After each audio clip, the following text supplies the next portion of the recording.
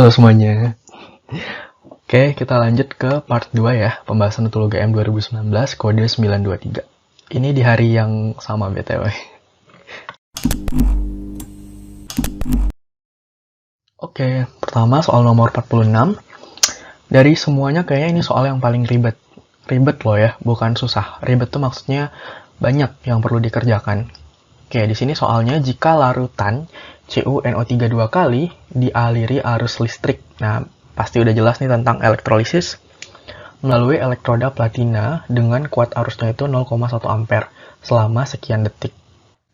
Yang ditanya itu berat gas yang diperoleh pada elektrolisis ini itu berapa gram, berarti massa dari gasnya ya.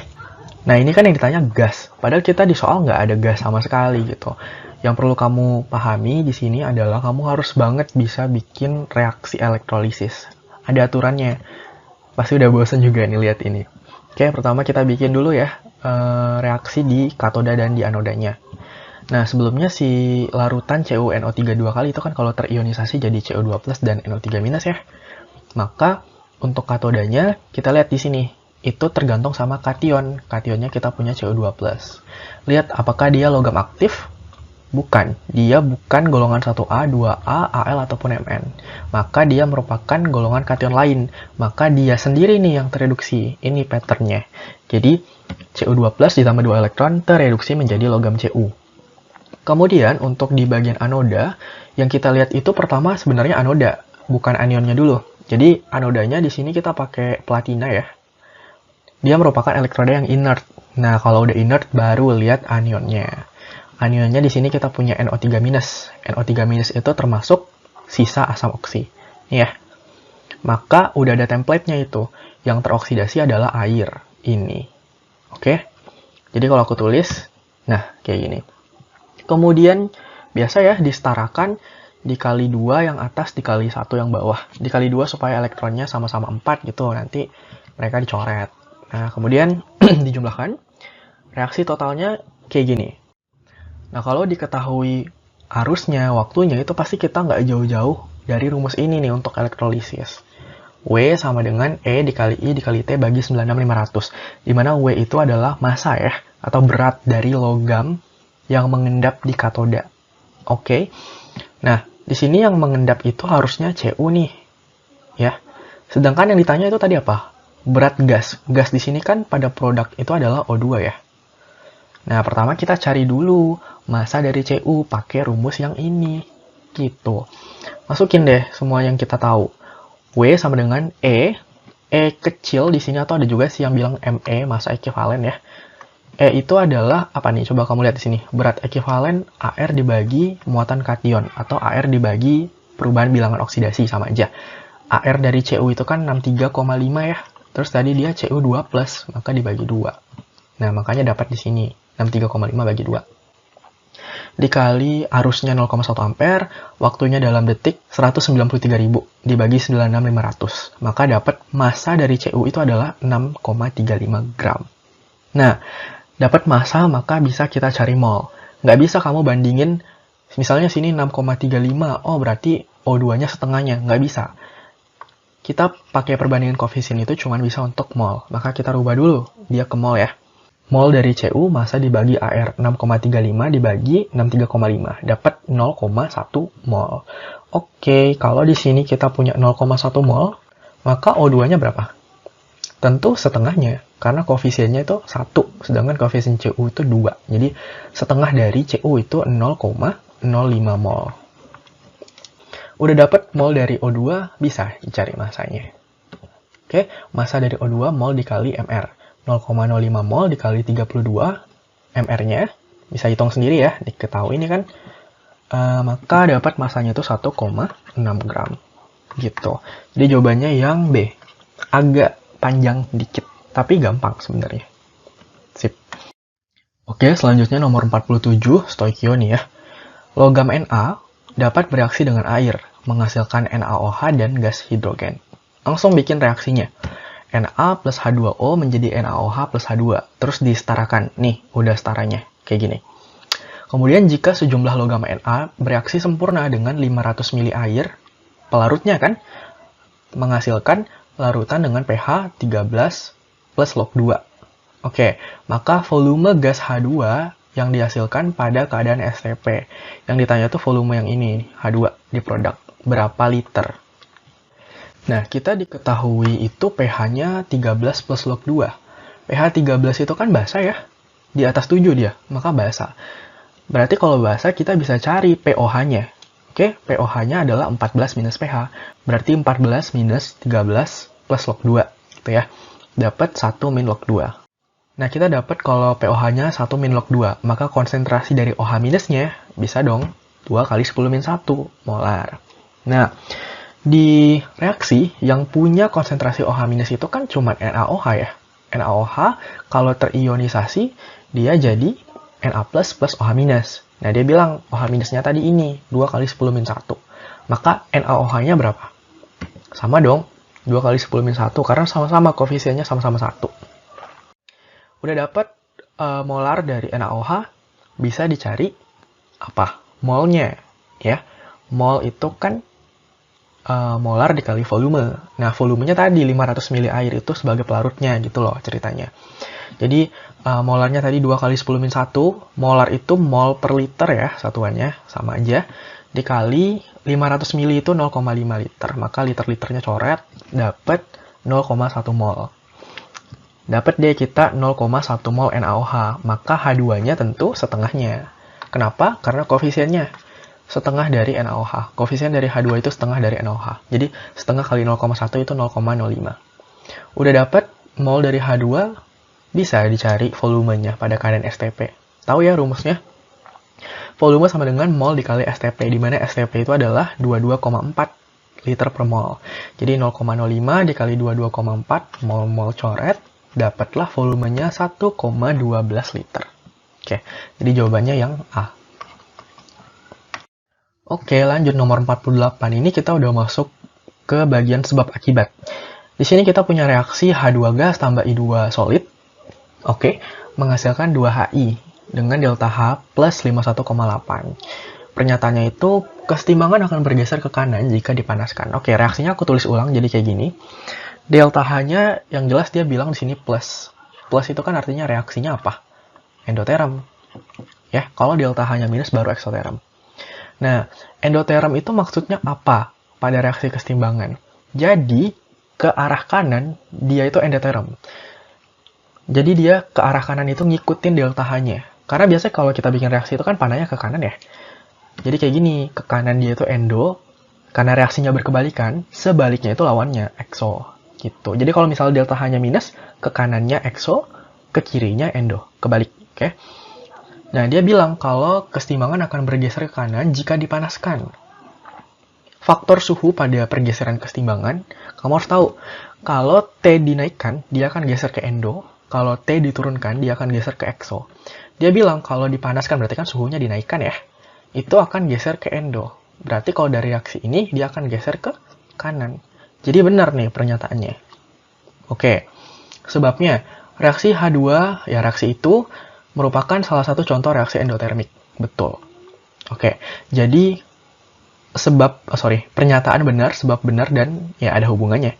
Jawabannya yang A. Nomor 49. Tekanan gas dalam bejana tertutup akan naik. Oke, tekanan naik jika temperatur naik. Apakah P naik jika T naik? Gitu kan? Sebabnya kenaikan temperatur akan menaikkan energi kinetik partikel gas dalam bejana. Hubungan antara temperatur dengan tekanan itu dijelaskan sama hukum Gay-Lussac. Ini dia bilang, apabila yang ini ya, yang bawah, apabila volume gas yang berada pada ruang tertutup dijaga konstan, tekanan gas berbanding lurus dengan suhu mutlaknya. Gitu. Jadi ini apa ya, bahasanya isokorik kalau nggak salah. Volumenya konstan. Ya dong, kalau dalam dalam wadah tertutup, berarti kan nggak ada volume yang berubah. Ya nggak? Maka tekanannya itu berbanding lurus dengan suhunya. Maka apa? Bener dong pernyataannya. Ya, bener. Sebabnya gimana? Ini udah mainstream banget sih. Kalau emang bener temperatur itu menaikkan energi kinetik gitu. Itu emang udah template gitu nih. Ada penjelasan di bawah ya. Semakin semakin meningkatnya temperatur, rata-rata energi kinetik itu akan meningkat gitu, sehingga kecepatan dari partikelnya untuk heating itu apa ya, menabrak dinding dari kontainer itu, dari wadah itu juga makin banyak gitu, sehingga ya tekanannya juga meningkat. Oke, kesimpulannya, so as the temperature increases, the pressure must also increase. Ini benar, alasannya atau sebabnya juga benar, dan dua-duanya berkaitan. Jawabannya yang A juga. Sip. Lanjut nomor 50. Logam kalium K dapat diperoleh di katoda dengan cara elektrolisis larutan KCl. Sebab pada elektrolisis larutan KCl, ion K+ tereduksi menjadi K. Balik aku bawa aturan tadi elektrolisis yang ini. Nah, KCl berarti kan ada K+ dan Cl- ya. Kita lihat, dia bilang di katoda, itu kan kita cuman melihat kationnya, yaitu K+. Nah, K+ itu termasuk apa? Logam aktif, dia golongan 1A. Maka yang tereduksi itu air, bukan logamnya. Jadi salah ini pernyataannya. Kita nggak bisa dapat logam K dengan cara elektrolisis. Gitu, karena yang tereduksi bukan logam K, tapi air. Yang kita dapat justru gas hidrogen. Oke. Sebabnya pada elektrolisis larutan KCl, ion K+ dapat tereduksi menjadi K. Ini juga salah ya. Tadi yang tereduksi itu air, bukan K+. Oke. Terus gimana kita dapat logam K? Bisa dengan elektrolisis tapi bukan larutan KCl. Bisa dengan lelehan KCl atau leburan ya. Lelehan atau leburan KCl. Nah, itu baru bisa. Kalau larutan nggak bisa.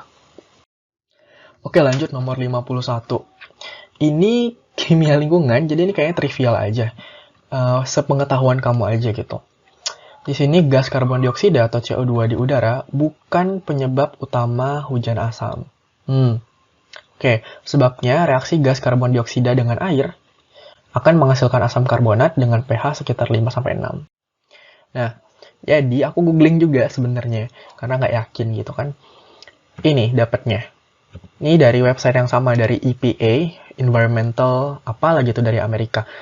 Badan lingkungannya USA gitulah ya. Nah, ini dari website government-nya, dari website pemerintahannya gitu. Nah, di sini dibilang kalau pH dari air hujan yang biasa itu 5,6. Tapi dia bisa menjadi sedikit lebih asam karena gas CO2 itu larut dalam air membentuk asam karbonat. pH dari hujan asam itu 4,2 sampai 4,4 gitu. Jadi kalau kita lihat sebabnya, memang benar reaksi karbon dioksida dengan air akan menghasilkan asam karbonat, tapi pH-nya bukan 5 sampai 6. Harusnya 4,2 sampai 4,4 gitu. 5 sampai 6 ini pH air hujan biasa gitu, bukan hujan asam. Jadi coba nih lihat di sini juga ya. Ini dia. Acid rain itu 4,3, clean rain itu 5,6. Jadi yang ini salah sebabnya. Sedangkan kalau nomor 51, gas karbon dioksida itu bukan penyebab utama dari hujan asam. Dari website yang sama juga, dari EPA, ini benar. Karena ternyata penyebab utama dari hujan asam itu adalah gas SO2, gitu, SOX dan NOx. Nah, tapi bukan berarti si CO2 itu nggak terlibat pada hujan asam gitu ya. Buktinya ini tadi dibilang dia bisa menyebabkan hujan asam, membentuk asam karbonat kan. Tapi mungkin dia bukan yang utama gitu ya. CO2, CO juga kayaknya deh. Jadi yang ini benar pernyataannya, bukan penyebab utama. Oke, jadi jawabannya benar salah itu yang C. Oke, lanjut nomor 52. Ini sistem periodik. Unsur X memiliki nomor atom 19. Pernyataan yang benar dari unsur X itu apa? Ini ada yang jawab E. Oke, kita lihat benar nggak jawaban dia. Nomor atom 19 bikin konfigurasinya berarti X sama dengan 2881. Yang gini aja yang gampang. Berarti kan kita tahu kalau dia apa? Golongan 1A. Kalau golongan 1A, tandanya ya pasti dia logam gitu kan. Maka yang ini benar. Pernyataan 1 benar, logam. Logam alkali. Kemudian kita cek nomor 2, apakah dia dapat membentuk ikatan molekuler atau kovalen? Salah. Kalau logam ya dia ikatannya itu ikatan ion. Kalau dia bereaksi dengan yang non-logam, atau ya ada juga namanya ikatan logam gitu, sesamanya. Gitu, jadi yang 2 salah. Kemudian nomor 3, kalau 1 benar ya 3 pasti benar ya. Bilangan oksidasinya ya +1, benar. Ini kan kalau golongan 1 dia muatannya kation plus 1 kan gitu. Maka 1, 3 benar. Nomor 4 harusnya salah sih. Dapat membentuk oksida asam. Ya salah. Harusnya apa? Oksida basa gitu. Jadi logam-logam itu emang identik dengan basa kan? Sedangkan kalau yang non-logam itu baru dengan asam. Contohnya oksida asam tuh contohnya SO2, NO2 itu kan non-logam. Kalau oksida basa K2O, Na2O kayak gitu. Oke. Jadi yang benar itu 1 dan 3, jawabannya yang B. Oke, nomor 53 ini tentang kesetimbangan ya. Di antara reaksi-reaksi kesetimbangan yang belum setara, oke, kamu harus setarain dulu. Reaksi yang memiliki harga tetapan kesetimbangan tekanan Kp sama dengan Kc. Oke, ini reaksi setaranya sudah aku bikin, tapi ada tapinya. Coba kamu lihat nomor 4 di sini, soalnya aneh sekali. Hi terdisosiasi menjadi Hi lagi dan I2. Aneh banget gitu. Harusnya Hi itu terdisosiasi menjadi H2 dan I2. Ini pasti kamu lebih familiar dengan yang ini dong, ya. Jadi aku anggap soalnya salah dan aku perbaiki gitu nomor 4. Oke? Nah, hubungan antara Kc dan Kp itu bisa dirumuskan seperti ini. Kp sama dengan Kc, RT pangkat delta N. Nah, kita pengen Kp itu sama dengan Kc. Maka, kalau kita lihat sini delta N itu apa? Delta N itu adalah selisih koefisien gas dengan produk. Oke? Supaya dia pangkat 0 kan sesuatu yang dipangkatkan 0 itu kan 1 ya. 2 pangkat 0, 1, 3 pangkat 0, 1. Kalau dia 1, Kc kali 1 ya Kc. Maka Kp sama dengan Kc gitu. Kita pengen delta N-nya itu 0. Berarti koefisien antara produk dengan reaktannya harus sama supaya 0. Ya kan? Misalnya di kanan 5, ya di kiri juga 5. Jadi 5 kurang 5, 0. Kita cari nih, mana yang koefisien kiri dan kanannya sama. Oke, kita cek satu-satu. Nomor 1 dulu. Warna apa ya? Warna hijau deh. Nomor 1. Di kiri kita punya 2 SO3, di kanan kita punya 2 tambah 1. Ya, di sini kan 1. Jadi 2 sama dengan 3. Nah, itu kan tidak sama gitu ya. Bahkan nomor 1 salah. Kita pengen cari yang sama. Nomor 2 kita lihat di kiri ada 2, di kanan ada 4, 3 tambah 1. Oke, maka tidak sama. Bukan jawabannya. Yang 3, di kiri 1, di kanan 1 tambah 1, 2. Maka juga tidak sama. 1 tidak sama dengan 2. Nah, yang 4, di kiri ada 2, 2 HI, di kanan juga ada 2. 1 tambah 1. Oke, jadi 2 sama dengan 2. Oke, yang nomor 4 ini benar. Makanya tadi aku benerin juga soalnya, karena kalau nggak ya nggak ada jawabannya. Oke, jawabannya itu yang 4 saja, itu yang D. Hanya 4 yang benar. Oke, nomor 54 ini soalnya bagus nih. Bagus karena menanyakan konsep gitu. Jadi, hasil kali kelarutan dari AgCl dalam air dapat ditingkatkan dengan cara apa? Oke, hasil kali kelarutan itu bisa meningkat karena apa? Nah, kalau kamu lihat di sini, nomor 1 itu kan ditambahkan pelarut. Benar nggak? Kelihatannya sih benar ya. Sesuatu yang kita encerkan ya pasti dia lebih mudah larut gitu. Sesuatu yang kita tambahkan air di sini kan pelarutnya, ya pasti dia bakal lebih mudah larut. Tapi kamu harus bisa bedain antara hasil kali kelarutan dengan kelarutan. Karena keduanya berbeda gitu. Jadi hasil kali kelarutan itu KSP, kelarutan itu S. Beda. Kalau ditambahkan pelarut, dia makin encer, kelarutannya benar meningkat. Ini yang benar. Tapi yang ini, KSP-nya, salah. Bukan salah sih, belum tentu. Aku juga nggak tahu sebenarnya. Jadi, KSP itu adalah sebenarnya konstanta kesetimbangan. Misal, ini kan reaksinya AgCl gitu ya. AgCl itu kan kalau dalam kesetimbangan jadi kayak gini. Endapan dia AgCl itu kan endapan ya. Menjadi Ag plus dan Cl minus. Misal nih aku tanya, KSP dari AgCl, kamu pasti bakal ngitung kayak gini dong. Konsentrasi Ag plus dikali konsentrasi Cl minus. Benar kan? Nah, sebenarnya seperti yang aku bilang tadi, kalau KSP itu adalah konstanta kesetimbangan. Kamu kalau nyari kesetimbangan kan kayak gini. AgCl kali Cl minus dibagi, konsentrasi Ag plus dikali konsentrasi Cl minus dibagi AgCl. Jadi, produk pangkat koefisien dibagi reaktan pangkat koefisien. Gitu kan? Cuman karena si AgCl ini solid gitu, padatan, itu nilainya 1 gitu, makanya sering nggak ditulis. Jadi, ya gini doang. Gitu. Nah, jadi di kesetimbangan, kita belajar kalau nilai K itu akan meningkat kalau apa? Kalau suhunya dinaikkan. Oke, kalau suhunya dinaikkan, dia akan meningkat nilai K-nya. Ya kan? Maka jawabannya ya yang 4 gitu. Yang satu salah. Yang nomor 2, 3 apalagi? Lebih salah. Apalagi kalau kamu kaitin dengan kelarutan ya, S, si S yang ini. Adanya ion senama, Cl- dan Ag+, itu akan menurunkan kelarutan. Gitu. Jadi jawabannya yang 4 saja, yang D. Jangan salah. Oke, nggak kerasa ya, udah soal terakhir nih. Organik. Senyawa organik di bawah ini yang mempunyai isomer geometri cis trans yang mana? Kalau kamu lihat di sini, semua opsinya adalah alkena, butena, butena, heksena, dan heptena.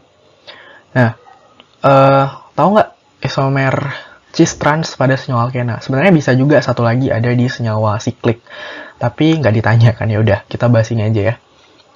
Jadi aku gambar dulu nih semua senyawanya 1, 2, 3, 4. Jadi kayak gini. Oke, nomor 4 ini salah, tapi aku males ngapusnya karena nanti kehapus semua, jadi aku coret aja. Ini yang bener ya. Oke, sip. Nomor 1 kita cek. 2, 3 di bromobutena. Ini dia senyawanya. Butena, karbonnya ada 4 karbon, sorry. Terus di nomor 2 dia butena. Kamu dari kiri sama dari kanan sama juga nih. Sama-sama 2 butena kan? Terus di nomor 2 dan nomor 3 ada bromo. Cis trans itu maksudnya gini. Kamu belah nih rangkap 2-nya. Oke, sekarang kamu lihat unsur prioritasnya gitu. Berdasarkan beratnya. Jadi CH3 itu kan C sama BR. Itu kan beratan BR ya. Nah, berarti yang di kiri itu beratan BR. Yang di kanan sama juga beratan BR. Mereka itu sejajar sama-sama ke bawah gitu kan. Maka dia cis gitu. Jadi cis itu kalau dia sejajar, trans itu kalau dia berseberangan. Gitu. Kalau berseberangan ya berarti BR-nya di sini. Gitu ya. Nah, tapi sebenarnya ini kan gambar aku yang bikin, suka-suka aku. Ya nggak? Boleh aja sebenarnya aku gambar kayak gini. Nih, aku kasih warna biru deh. Jadi di sini CH3, terus C ini BR, aku silangin gitu. Di sini BR, ini C-nya kurang. Terus di sini CH3. Sama juga nggak nama senyawanya? Ini kan rantai utamanya, 4 karbon. Sama juga kan, namanya tetap 2, 3 di bromobutena. Cuman posisinya berubah, karena aku gambarnya berubah gitu. Nah, kalau kayak gini dia apa? Kalau kayak gini dia trans, karena dia berseberangan. Oke? Jadi, nomor 1 benar, dia punya isomer geometri cis dan trans sekaligus bahkan. Jadi nomor 1 benar.